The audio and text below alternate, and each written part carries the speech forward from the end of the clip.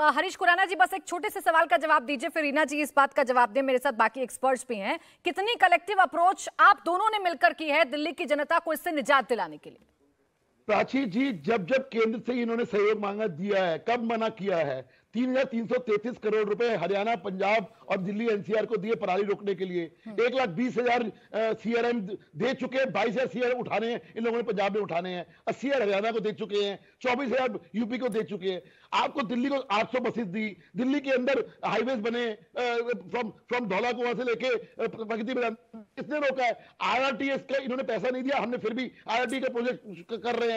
Metro में ये पैसे नहीं दे रहे, हमने फिर भी मेट्रो कर रहा को पूरा कर रहे हैं। सवाल यही है कि जो आपको केंद्र से मदद चाहिए हम देने को तैयार है। कब मना किया है? हरीश खुराना जी, लेकिन सर अभी जो आपात स्थिति बनी हुई है, आपने खुद ने कहा ये आपात स्थिति है, मुझे अभी के आज की डेट में बताइए कि आप लोग अभी क्या कदम उठा रहे हैं? आपने कितनी बार बात की अरविंद केजरीवाल से, कितनी बार बात की आपने भगवंत मान से, मनोहर लाल खट्टर से और मुख्यमंत्री योगी आदित्यनाथ से? आप कह रहे हैं कि केंद्र बात करे भगवंत मान से।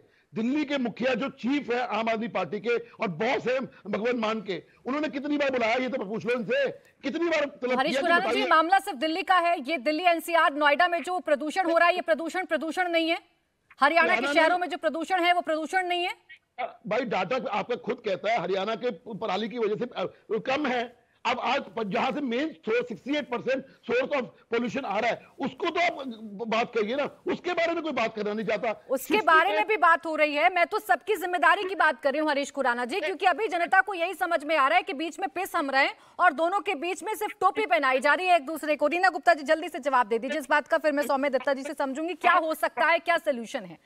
क्या आपके पास इस बात का जवाब है, क्यों हो रहा है ये सब कुछ? केंद्र सरकार पर कब तक निर्भर रहेंगे आप लोग?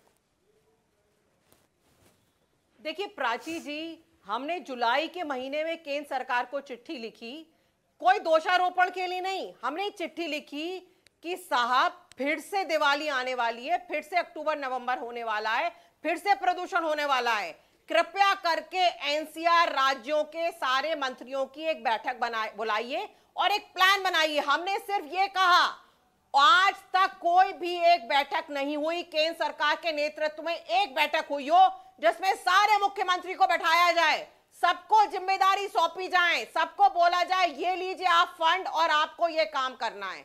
ऐसा नहीं हुआ क्योंकि ये सिर्फ राजनीति करना चाहते हैं, ये प्रॉब्लम को सॉल्व करना ही नहीं चाहते हैं।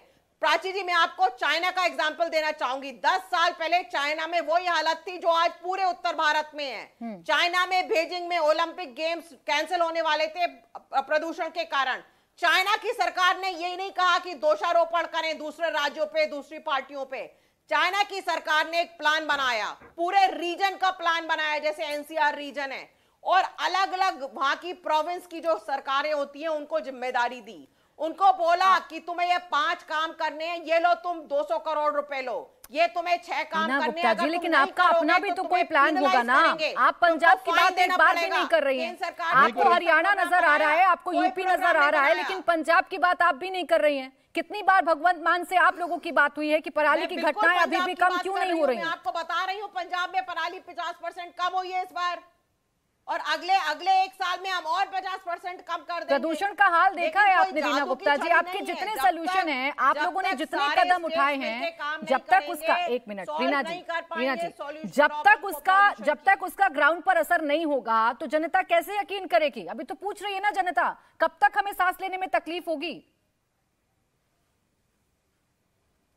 देखिए, जनता को यह समझना होगा कि हवा को आप बांध नहीं सकते। 200 किलोमीटर रेडियस में सेम हवा रहती है।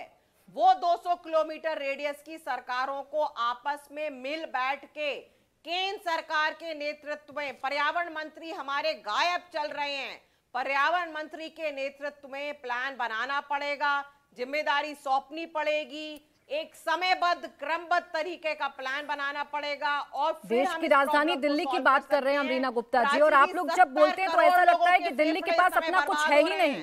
सिर्फ दिल्ली बाढ़ आ जाए तो जिम्मेदार हिमाचल प्रदेश हो जाता है, प्रदूषण हो जाए तो जिम्मेदार कोई और स्टेट हो जाता है। जिम्मेदारी मौजूदा सरकार की है कि नहीं? आप लोगों की जिम्मेदारी बनती है कि नहीं बनती है? मैं आ रही हूँ फिर खुराना जी। बिल्कुल हमारी जिम्मेदारी बनती है, लेकिन जितने भी प्राकृतिक वातावरण की जो बातें होती हैं, चाहे हवा की बात हो, चाहे नदियों की बात हो, ये इंटर रीजनल इंटर स्टेट बातें होती हैं, इसमें केंद्र सरकार को लीडरशिप लेनी पड़ेगी। प्राची जी आप मुझे बताइए और क्या सोल्यूशन हो सकता है? मैं सोल्यूशन की बात कर लेती हूँ, क्योंकि मेरा मकसद यही है कि एक सोल्यूशन निकल जाए इस बात का।